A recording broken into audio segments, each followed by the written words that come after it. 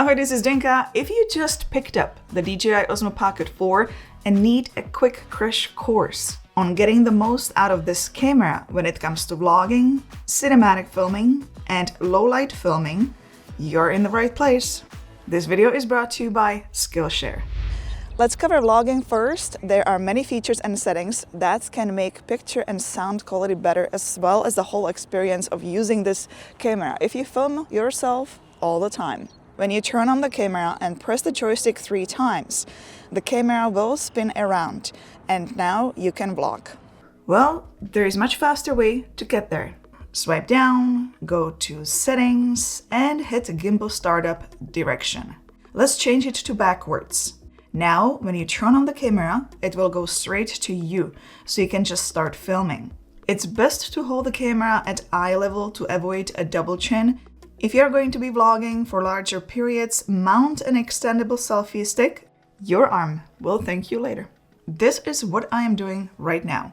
When you double tap the face, you will enable tracking. This is something you want to do when you're walking or moving around, as you will not disappear from the frame. To turn off tracking, tap the screen once or press the joystick once. If you want the camera to always track you once you turn it on, you can also enable that in the settings. Swipe down, go to Settings, and enable FT Selfie. The camera is off. When I turn it on, it will come to me and start tracking automatically. And just so you know, Active Track also works with vehicles, pets, and other objects, and it can track up to 10 meters. The tracking will always keep you in the center automatically. If you want to reframe the tracking, perhaps you want to move on the side, just move the frame with the joystick. A fast way of controlling zoom is with this new button on the left. Press once to zoom in 2 times. Press once to go back to 1 time. Press twice to zoom in 4 times. Press twice to zoom out 2 times. Or you can press once to go back to 1 time zoom. Let's stay with the tracking for a bit. A really great feature to explore is called Face Auto Detect. To get there, tap on the icon on the left. And as you can see, there are 2 icons. Add Subject and hit Start. If you just hit Start, the camera will follow the subject closest to the center of the camera view. This will happen only once you hit Record. Let's talk about the second option, Add a Subject. It's a good idea to register subjects you film quite often, such as yourself. As it says here, registered users can be used for autofocus and gesture control, which is very helpful. In the settings, you can enable gesture control for registered subjects only. So if you're around other people, the camera will listen only to you. It's very simple. Just hit the plus sign, make sure you're in the middle of the square, and hit the check mark. What are the gestures? The palm gesture is to start and stop tracking, and the V sign is to take a photo or start or stop recording. If you're vlogging, holding your camera in your hand and finding that you're a little bit too close to the camera, your face is covering way too much of a frame, you can get wide angle lens. It just attaches magnetically like this. This is great for filming of a group people or filming yourself in tight spaces or simply capturing landscapes. Enough of tracking. You already know how to do that now. Let's swipe left to pull out picture settings, as those can be very confusing as well, and you might overlook many great features. Also, make sure the Pro mode is enabled, as you will get more options there. The first one is exposure. If you like filming in automatic mode, leave it as it is. If you find the picture too bright, you might just bring the EV a bit lower, but I'm finding that the camera does quite a nice job when it comes to exposure. On the right side is where you can select the ISO range. The higher the ISO, the more grain you will get in the picture. This will happen in low light if you push the ISO very high. Here is where you can always select your preferred range. If you own ND filters and feel comfortable filming in manual mode, here is where you can enable it. Once you press M, you can change shutter speed on the left and ISO on the right. If you film at 30 frames per second, just double the shutter speed, so select 1/60th and bring the ISO down to the lowest number possible. That is really all you have to do. If it is too bright outdoors, attach the right shade of ND filter, which works like sunglasses to make it look normal. You won't need ND filters indoors. You will have to bring the ISO up instead. Let me point out something in the manual video mode.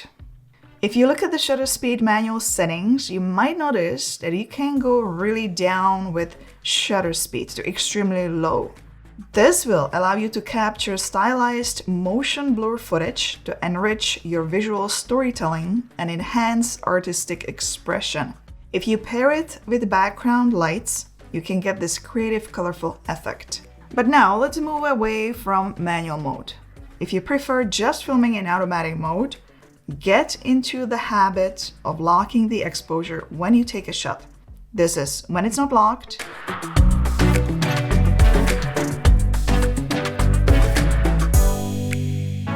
And this is when it is locked. You can see how the exposure stays the same, which looks much better. Are you enjoying this tutorial so far? If the answer is yes, and I hope it is, then you might also enjoy more tutorials at Skillshare, such as turn your iPhone into a film camera with Adobe Lightroom by Nigerian portrait and fashion photographer. He will show you the whole process of creating film-like photos. What I like the most is that he teaches creativity and thinking outside the box. What is Skillshare? Skillshare is the best place to learn creative skills or pick up a new hobby. If you are looking to reconnect with your creativity, Skillshare is where you can find many interesting and talented teachers. It is the largest online learning community for creatives with thousands of classes led by industry experts in fields such as illustration, graphic design, photography, music, marketing, productivity, and more. They also offer learning paths, so you don't have to look for the classes to master the skill. For example, if you want to speed up your workflow as a content creator and want to make sure that your videos are optimized for search engines, become a more efficient content creator with ChatGPT would be a good choice to watch. You'll get 5 classes, 6 hours, and 45 minutes of material. I'm personally watching now DaVinci Resolve 20 Masterclass, the complete video editing and color grading class 2026. There's always something new to learn in DaVinci Resolve. If you want to check it out, the first 500 people to use my link in the description or scan the QR code will receive a 1-month free trial of Skillshare. Thank you very much, Skillshare, for making this video possible. The next 2 features are App Glamour Effect and Beautify. What's the difference? As the name already suggests, App Glamour Effects, the word app, it's going to happen in DJI Mimo app. You have to connect the DJI Osmo Pocket 4 to DJI Mimo, and here you can keep it off on none or enable any of these changes for your face. You've got everything from smooth, bright, slim, all the way to blush and brows. Once you set that, you can close the app. You don't need to be connected anymore. This icon on the screen will tell you that it is enabled. Beautify, on the other hand, happens directly in the camera. You can adjust the strength of smoothness and brightness. You can select your preferred skin tone. The choices are original, tanned, warm, light, and fair. Once you enable this mode, you will see this icon.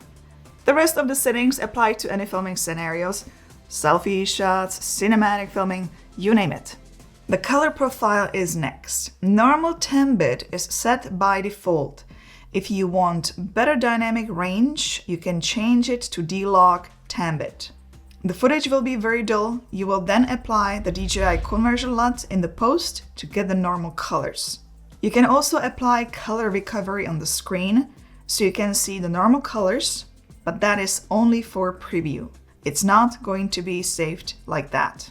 Film tones take us to a new 6 looks to choose from. CC Film, which has Fuji-inspired cool tones, suitable for a fair complexion. NC film is a classic negative film style with soft gradations and skin tones. Pastel gives you cool tones, pleasing skin tones for a natural look. Warm tone is suitable for architecture and landscape, as it gives you vibrant colors and warm tones. Movie is suitable for street photography, as it gives a cinematic look with enhanced image depth. Retro is the last one, and this one is suitable for historic architecture, as it has nostalgic film mode. And just so you know, you can tone down the strength of the film tones. Focus mode can be a bit confusing as well, so let's run through this setting. By default, the focus is set to continuous, which is suitable for capturing moving subjects. I would keep this setting for the majority of the filming. The focus is just right. If you will be filming a product or subject that is closer to the camera, you can try Product Showcase Focus Mode. If you will be filming a group of people where you want to auto-lock and track the person nearest to the frame center, then you can enable subject locked tracking. If you want the camera to lock and track registered subjects, I showed how to do that earlier in the video, then you would go with registered subject priority. These were choices for continuous focus mode. Single focus mode is here as well. This is suitable for capturing motionless subjects, landscapes or portraits where the person doesn't move much. Once you tap on the subject, it will stay locked. There will be no focus hunting. The breathing compensation is on by default. I would just keep it that way. The focus will not shift or breathe when changing focus from a close-up object to the background. Let's go to image adjustments. By default, texture and noise reduction are set to 0. If you prefer the less over-sharpened, more natural look, you can lower those numbers. I like to keep mine at -2 for texture and -2 for noise reduction. The last setting is low light image enhancement. If you have beautified mode enabled, it is going to be grayed out. Let's turn off the beautify mode. When you enable low light image enhancement, the camera will detect a low light environment and automatically reduce noise. This only works in 30 frames per second or lower frame rate video. If you will be filming in low light or at night, there is a dedicated low light filming mode. I highly recommend using that one as it's made for those conditions. The quality has also been improved with this camera mode. When it comes to night filming, I like to sometimes add a mist filter when I see some really nice lights. It sort of spills the light, giving it this nice effect. When you're vlogging in low light, you can attach a fill light. Once you attach it, it will turn on. You can position the light the way you want. You can adjust the brightness of the light with the left button and the color temperature with the right button. If you long press the left button, you will turn off the light. Shortly press to turn on. You can control the same way in the settings. Swipe down and go to the light. You can also enable autofill light for a specific condition when taking selfies in low light or require both conditions. What you also need to know is how to use the gimbal modes. When you turn on the camera, it will be in follow mode. It will follow movement up, down, and to the sides.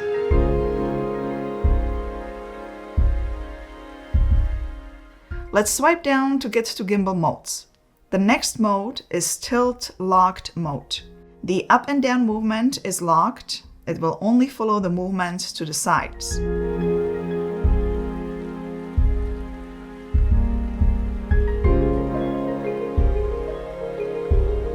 FPV has all motors unlocked, including the roll motor, so you can do creative shots with it.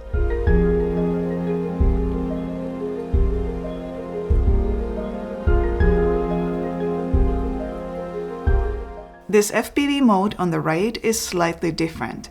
As it says on the display, camera always keeps the direction with touchscreen, suitable for quickly capturing the subjects directly facing the touchscreen. The last one is locked mode. The camera will always point in the same direction wherever you move.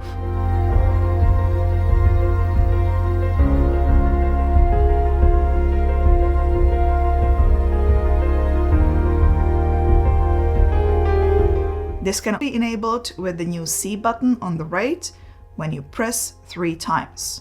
The lock icon will show on the screen. To go back to follow mode, press 3 times again. This button can be fully customized. Just long press to pull out the settings. You can choose what you want the button to do when you press once, 2 times, or 3 times. If you want to record a spin shot, this mode is here too. You have to hit this icon on the left. It's at the bottom. You can do 90 degrees or 180 degrees spin shot in clockwise or counterclockwise direction. I have covered pretty much everything when it comes to picture, the visual part of the video, and I will return to it as there is one more new mode to explore. But now let's talk about the sound. And by the way, I'm not using an external microphone right now. This is the sound you get straight out of the camera.